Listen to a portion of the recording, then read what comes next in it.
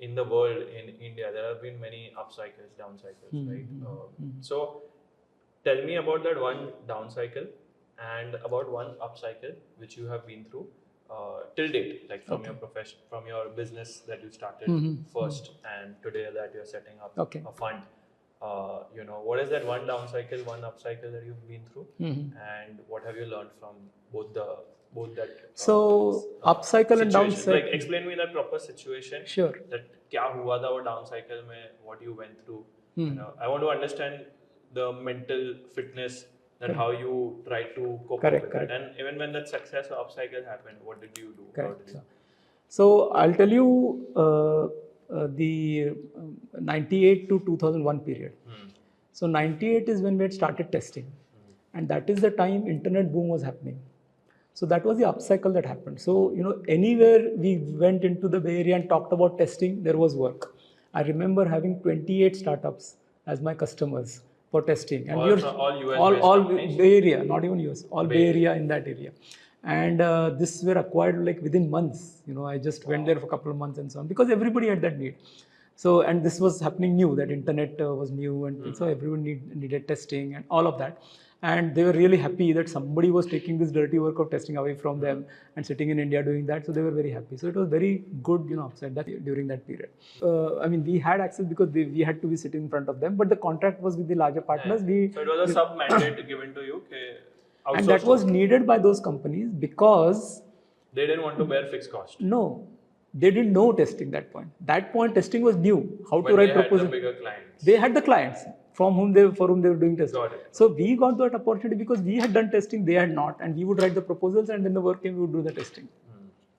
So that was it.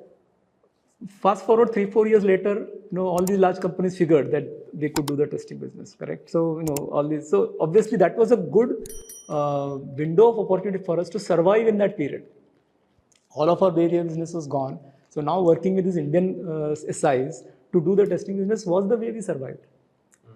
But then, I mean, this is very interesting that you cannot at any point in business say, okay, now we are done, we can just continue. Things will always go up and down, and you got to find something innovative to do. So in that upcycle of 98 to 2001, what was your learning? Or what did you probably see in that market that made you realize, okay, this is, that is one lesson that is still there with you? So the lesson there is really speaking, to start with, in that down cycle. I'll talk about both. In the upside, a lot of times I see that you got to take the chance. I mean, at that time, I may or may not have the organization resources to be able to say that I'll do. But I'm there front-ending, I'm talking to customers, and I'll say, we can do it. And then, we were able to build the teams and able to do that. So we could have played safe and said, अरे ये होगा कि नहीं होगा, नहीं करते and all that. But that should be if you're seeing an upswing, if you're seeing an upswing and you're seeing an opportunity, because if you're not doing it, somebody else is going to do it. So it's I remember thinking this, that if that somebody else are they really better than us? Then why should we not take up that opportunity? And that's how we grow. So that is on that upswing. So that risk-taking mindset. Risk-taking mindset. Because if you're seeing an opportunity, you have to do everything to grab it. Then you should not be in two minds about safe skills. All of that is better than mine. So now coming to the downswing part of it. Now in the downswing part, there are two things. There's an external thing and then there's an internal thing. So the external thing is that to explore where all could be the opportunities, right? So earlier the mode of getting business was going to Bay Area, talking to companies and getting their business directly.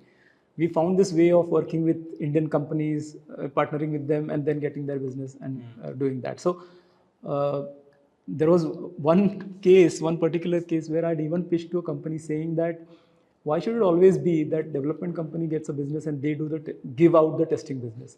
Why can't the testing business get the business directly? Because you are the gatekeepers anyway, and we'll get the development done from somebody, but you will get what you want. We had got even one project like that. So you got to, that external part is exploration, what all can happen, because in the down cycle, because you've got to look for new ways of doing things. So that's the one. But internally also is very important that you got to let your team know what's happening. Because everybody's worried, right? The business, whatever we had, we have lost 90%. So at that point in time, your fixed costs were higher than your revenue that was coming? Correct. So within a few months, we did find Indian were able to continue. Major problem, but yes, there was. But those few months what would people do? So essentially, my strategy was to keep it completely open to people as to what we are doing. This is a situation. There is no point, in my opinion, to give some kind of a rosy picture that this is going to happen or that is going to happen. Everybody is, seeing the world anyway. So basically, you say this is the problem. This is how we are trying to solve it. And if you do that, then people stick with you, has been my experience. So there is an external part to it and there is an internal part to it also. So these were the two things that had to be done.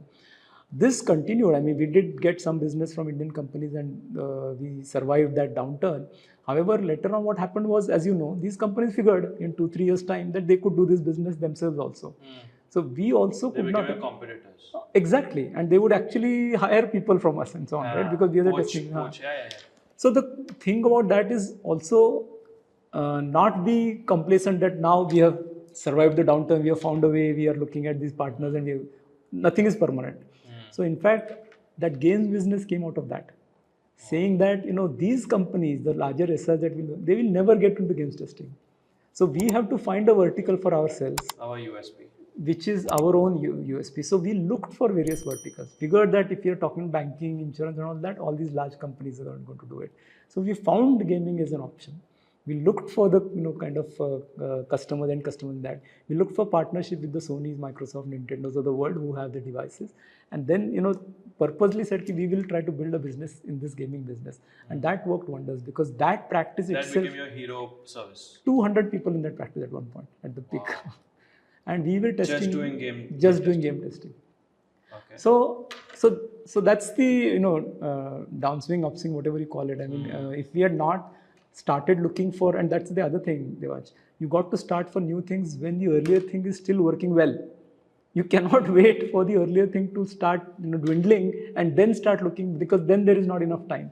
So what my strategy has been is to, when something is going well, try to delegate that thing is going well, and you start looking at, as a founder, start looking at something new. Wow.